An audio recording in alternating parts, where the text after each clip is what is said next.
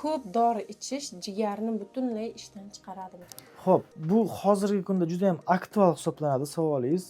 Bizda ko'pincha bitta kasallikni davolash uchun bir nechta dori beriladi. Masalan, bemorda gipertenziya bo'lishi mumkin yoki o'sha yoshga bog'liq bo'lgan boshqa sahrli diabet yoki boshqa shunga o'xshash kasalliklar bo'lishi mumkin.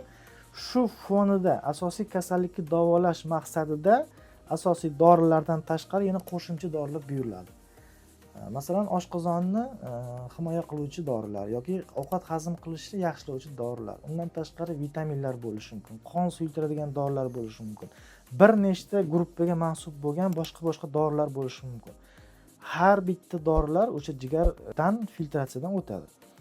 Shuni hisobiga bizda shunaqa diagnoz, ya'ni tashxis ham borki, toksitskiy поражение pecheni, ya'ni jigarning toksik zararlanishi.